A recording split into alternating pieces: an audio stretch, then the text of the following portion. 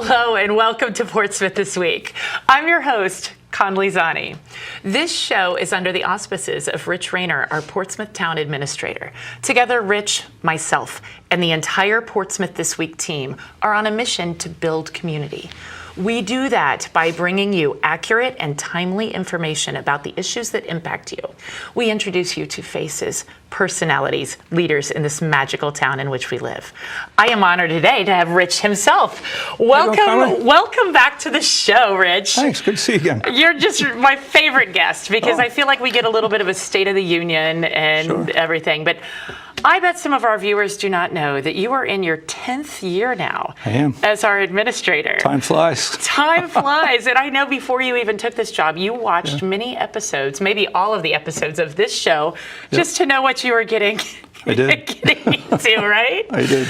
So I asked you, I wanted to kind of prep you. I just want to know what you're proud of. What are the things you've accomplished? And I love that you have brought this, you did a brain dump really this morning, and it is overwhelming and beautiful and awesome. And we're not going to read a list, but I want you to, off the top of your head, the things that just rise and bubble to the center, things you're proud of. Sure. Stories, 10 years of awesomeness in Portsmouth, right? Well, I'm in my 10th year, and it was just stream of consciousness. There was no prep or anything like that. I just sat at my desk between meetings and just tried to encapsulate some of the things that have happened in the last 9 years. And I think the one thing that happened that really pulled the community together, and especially the staff, was COVID. Yeah. Our pandemic response. The entire staff pulled together. We implemented COVID response measures. We stood up an emergency operations center. I don't think people realize how many institutions shut down, including municipal functions across the state, across the country. We didn't do any of that. Town Hall remained open the entire time. Very proud of that. We didn't get our first case of COVID on staff until well into the pandemic. So the measures that we implemented worked. And then, the vaccination program. I was just talking to one of the employees about this morning. I mean, that was such a very hurry up and do this program. I mean, we, without exaggeration, we got a word on a Wednesday that you've got to have this program up and running by Friday. So the community pulled together, the volunteers, Raytheon, staff members, our EOC, very, very proud about the way we handled that. Yeah. Well, wind the clock back. Sure. Let's talk about when you first came on board, what you were met with, and some of the first things you tried to enable the team to accomplish. Sure. I know it's been a while. No, I remember it like it was yesterday. Quite frankly, I started my job July 1st, 2015. Yeah. And you walked in, and there was nothing on the desk, nothing. Not a pencil, I remember Keith Hamilton was the president, and he picked me up. It was about 6:30 in the morning, and we went for a tour of the town, and he was showing me all the ins and outs and the buildings and the infrastructure. And I have to be quite honest, my heart was sinking more and more the more he showed me. And he wasn't holding back, and I think that was the whole purpose. He was telling you the real deal. Sure. After they'd hired you. After they hired me. Now I'm going to really open the kimono here and tell you what's up. So I remember, after having spent 31 years in the Navy in high levels of command, so I thought, of course, everybody thinks the way I do. They think strategically. They think about second, third order of effects. They think about maintenance. They think about planning. And so I walked into the staff meeting at 8 o'clock in the morning that day, and I asked all the department heads that were there, I said, by the end of the day, I'd like to see your phase maintenance plans, your preventative maintenance plans, and your capital improvement plans. Crickets.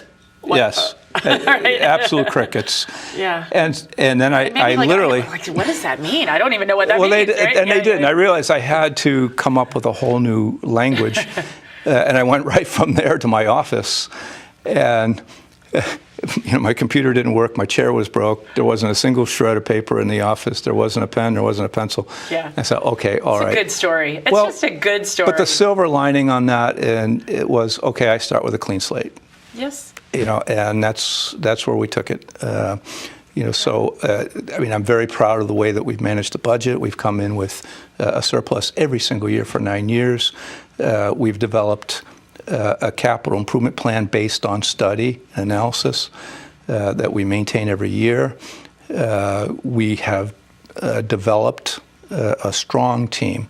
I think the thing I am most proud of is the team that we've put together.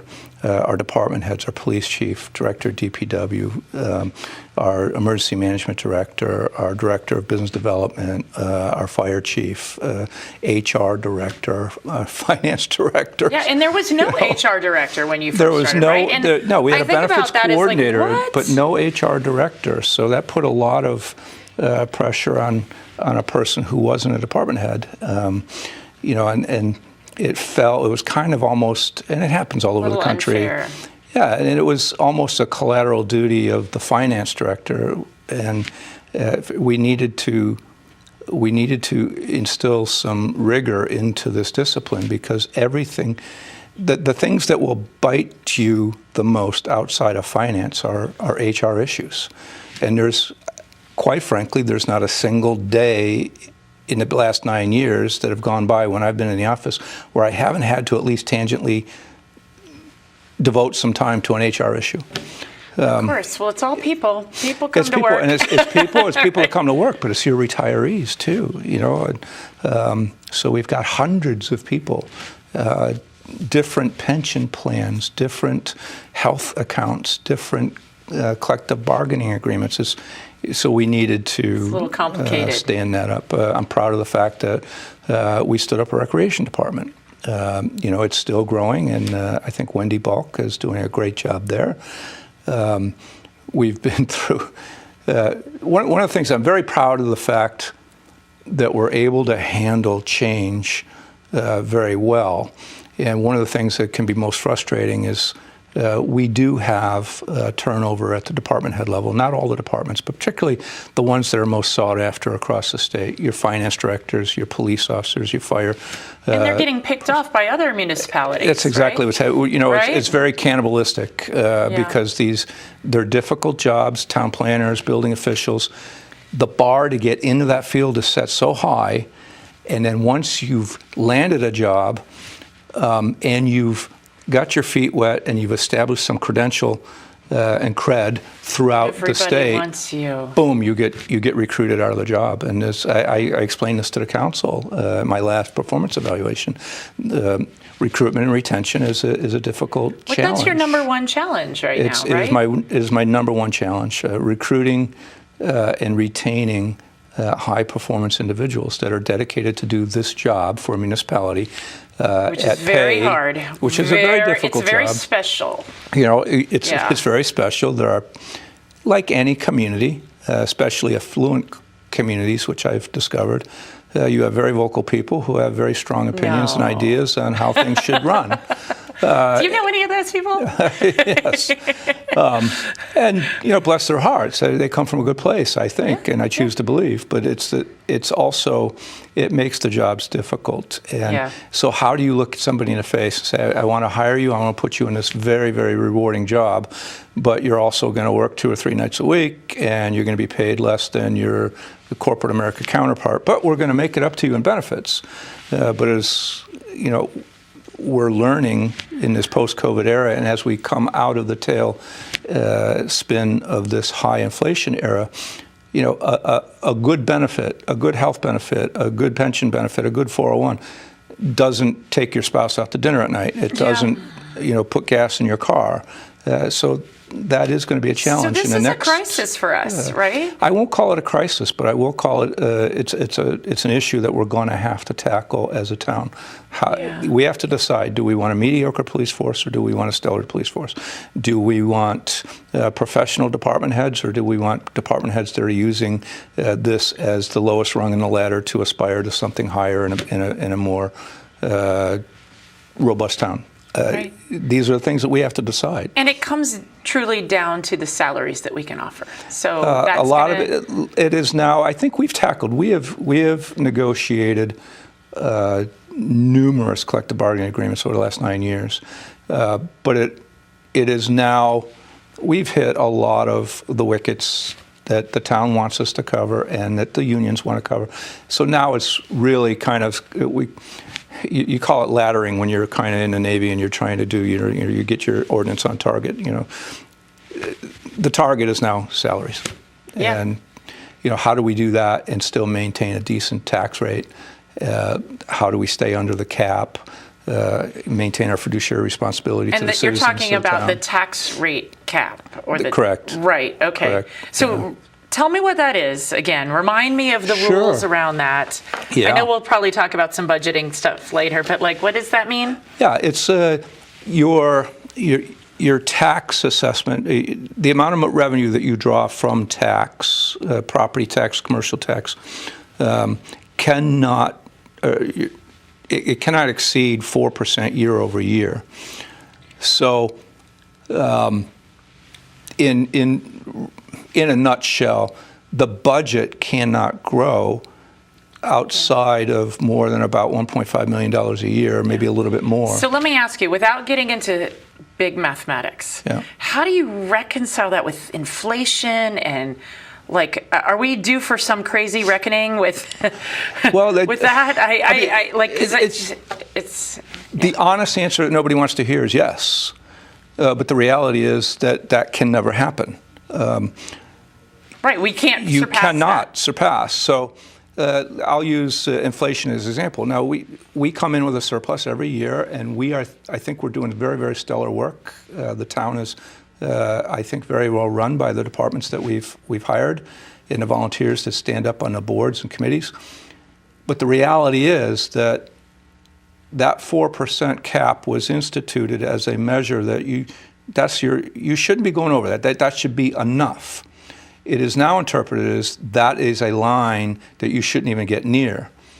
So when you only, there are going to be people that are going to be strongly opposed to this view, and I do take my responsibility very serious. I never try to get near the cap. But when you don't go near the cap and you're looking at inflation rates that are greater than that 4% or greater than whatever percentage you're going to increase, you've not...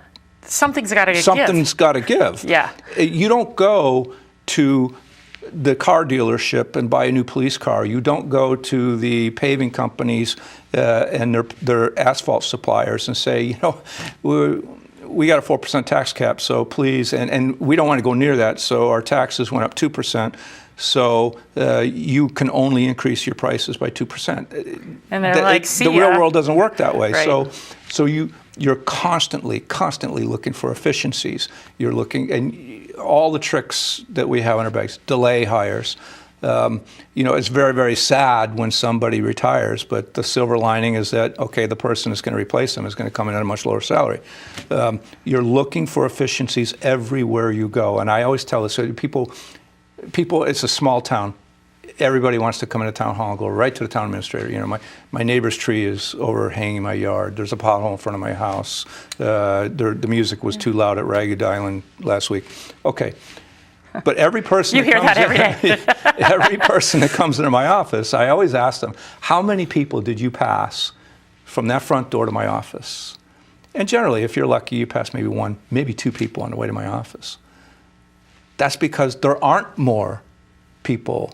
You're running lean. We're running lean, mean machine. So we're not asking for more, but it's also all those people are digging deep. These people are all digging into the well, and the well is going to run dry at some point. So that's my focus from here forward: is how do we maintain the team that we've built, and how do we compensate them appropriately and correctly? How do we establish equity in as far as their benefits and their pay, and equate that with the surrounding metrics? What other towns pay? How do we compare? Do we want to be in the bottom? Do we want to be in the top? Do we want to be in the middle? These are decisions that we're going to have to make over the next few years. Oh my goodness. Yeah. Yeah, and that's just a small fraction of what you. It's just a small fraction, but and if that painted a sour picture, that was not my intent. Oh no, the town is no. running very, very well. No. There are some people that would disagree. There's never going to be. There's like five. Happy. There's like five people. I know who they are. But but the other 18,000 love it. It's right. I mean, we had the other thing I'm very proud of. We have put millions of dollars over the last 9 years into our road paving program. Yeah. We have completely modernized our fleet of public service vehicles. Tom Lee, the former police chief, came into my office the first week. I got a double whammy. The first week I was here, within days of taking over, Tom Lee walked to my office and he said, I had a patrol officer report for duty this morning, got into his cruiser, his feet went through the floorboard. We hadn't bought a car in 3 years. Right. That was immediately followed by the fire chief coming into my office saying our HVAC system just died. Yeah. In the middle of summer. This is January 1st. 2015, go back and look at it. That was a hot summer. Yeah. And so I went to the finance officer and I said, okay, all right, let's fix this. And his immediate response to me was, with what? Wow. There was no thought as to, well, what happens when things outside the budget happen? Those what ifs? Which is life, right? Yeah. So we've had to address all of that, and we're doing it pretty well. So we got a new police station. We've refurbished the fire station. We rebuilt the Brown House. We built a new Sandy Point Beach House. We just, we're putting $21 million into the schools. Yeah. We're about to launch into a senior center too, right? We are getting a brand new senior center. You know what? I'm very, very proud of that initiative. Yeah. The senior center is not a town department, but I do believe very strongly that we have an obligation to the seniors in this town and make sure that they have a place they can congregate and there is a place where they can go and feel at home. We were stuck with a building that was old, that had not been maintained, and was well past its prime and was going to require as much money just to keep it even, not refurbish it, just to take care of the things that the state fire marshal had found out. The amount of money we would have spent on that would have exceeded the value of that building at the time. Right. So something needed to be done. Nobody was taking the reins. I jumped on it. Not because I'm noble or anything like that, but it was a problem that needed to be solved. Everybody's looking at the town. How do you get this fixed? Town council saying, they certainly looked at it. I heard that. They were like, town, take care of your seniors. That's everybody was screaming. Heard it loud and clear. Yes. There weren't many options. I think that I'm very proud of what we were able to do. And you saw all the signs that popped up that said, save our senior center, save our senior center, save our senior center. Well, guess what? I did. Yes. Yes, and we're getting a brand new senior center. We're getting affordable senior housing. We're getting property on a tax roll. They're going to be the first ones to move in. We're going to get the Ann Hutchinson, if the finances work out right, and the Feds just lowered the interest rate yesterday, so I think we're on a good track where the finances are going to work out, where the church community is going to renovate the Ann Hutchinson building.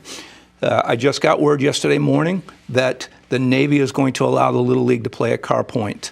That takes care of the ball field. We're working on a plan to develop another ball field. Yeah. All of these things that we said we were going to do are going to happen. Let's just and it's good. I think it's good for the town. There is so much. And it's not going to cost us a dime. Right. So that's what I want to talk about. Yeah. There is so much misinformation out there, of course, right?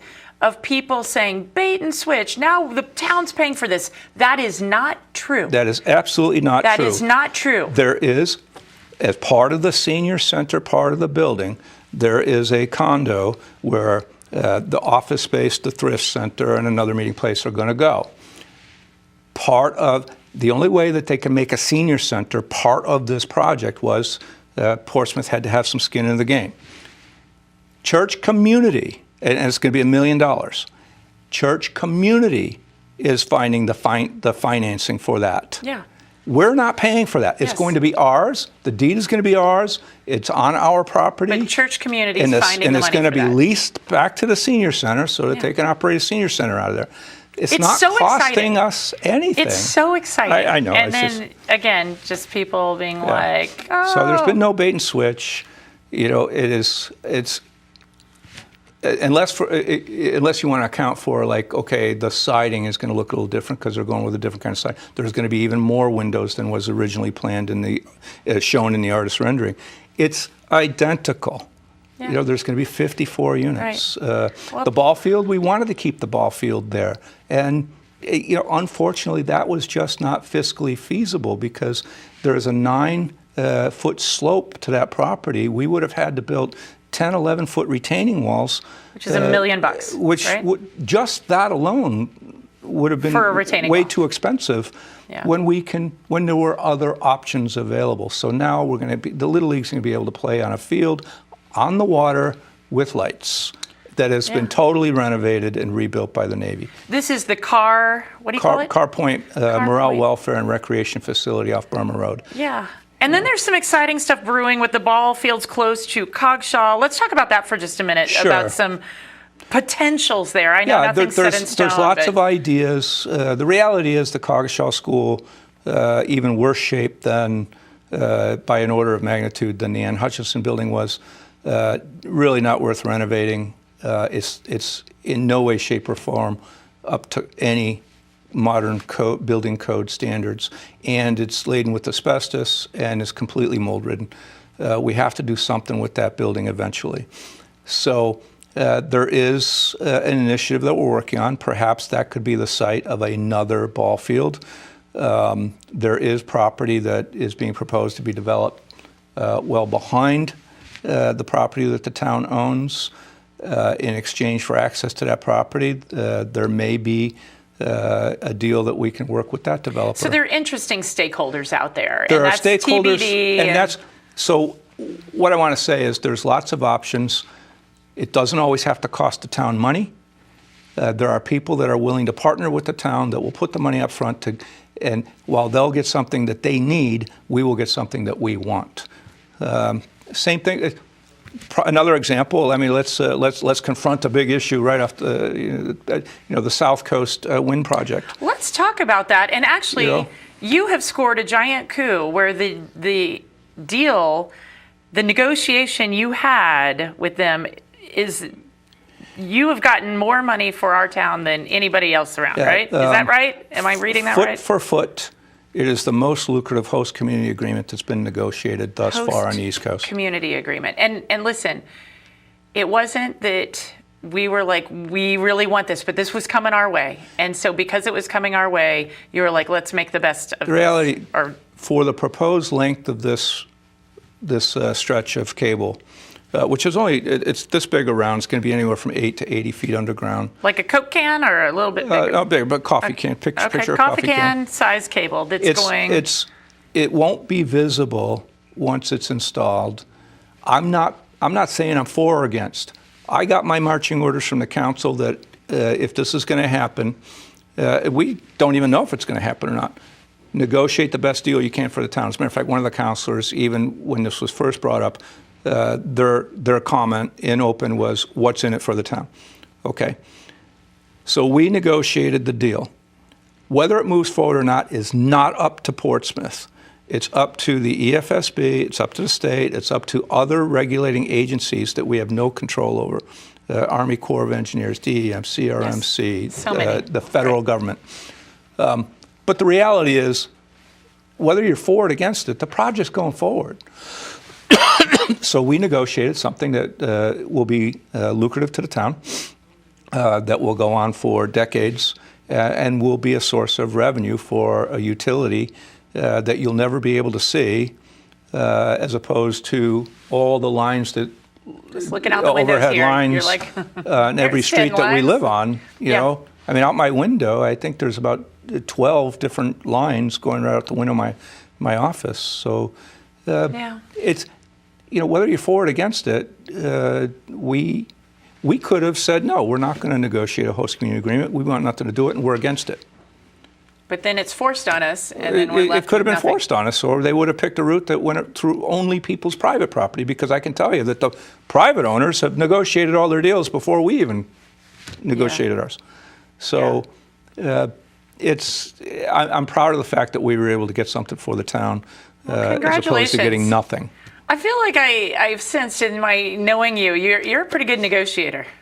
Well, there's some people I think we have a good team. I think we hire good people. I won't take credit for that because obviously there are people that will sit there and say absolutely not.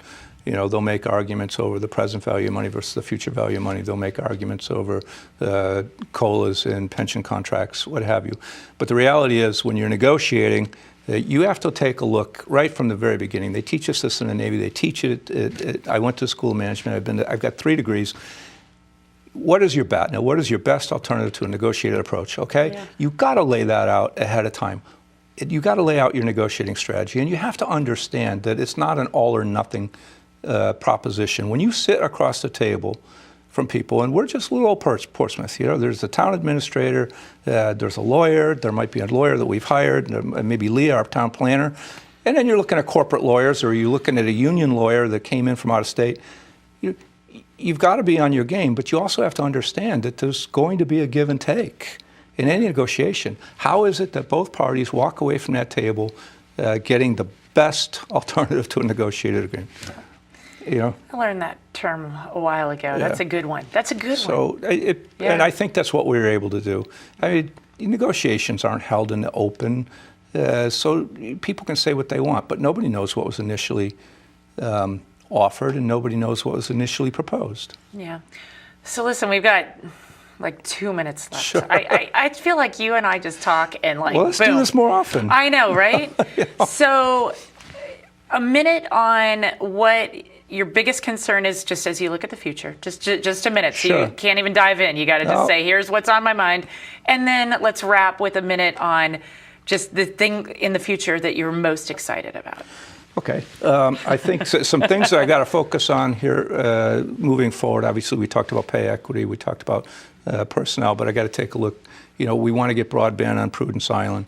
I think we need to look deeper into Prudence Island parking issue by the ferry landing. I think that we need to implement the zoning legislation, the changes in the zoning legislation to our zoning ordinance. Yes, I was in front of the zoning board myself last night, so yes. We need to take a look at a police substation, small, but someplace for a police officer to be stationed at on Prudence Island. We need to look at, I know I've been asked to take a look at some measure, how do we establish some kind of measure of tax relief? So maybe a homestead tax exemption program in Portsmouth. And then I think... So those are the challenges. Those are the challenges. Are those what you're looking forward to? Yeah. Well, it kind of all gets wrapped up into the same right? thing. It's all But the same. what I look Exactly. forward to is, I look forward to being able to keep the team that I put together in place and working with them. For at least, I just signed another contract. Maybe I'll get another one. And I'm looking forward to working with a new council. The councils I've been blessed with have been very good. Obviously, it's not all, unicorns and rainbows. Nor should it be, right? But the reality is this next election is going to bring in almost an entirely new council. I'm looking forward to, the opportunities and challenges that presents. And, so awesome. Looking forward to seeing Portsmouth be an even better place to be. Well, I feel like blessed to have you as Thanks. Our fearless leader here. Thank you so much. Thanks, Conley. For being on the show. And Appreciate I hope that you'll come back in another month or so and we'll do this again. Anytime. There's so many things to talk about. So anyway, thank you so much for joining us. This has been Portsmouth This Week with my guest, Rich Rayner.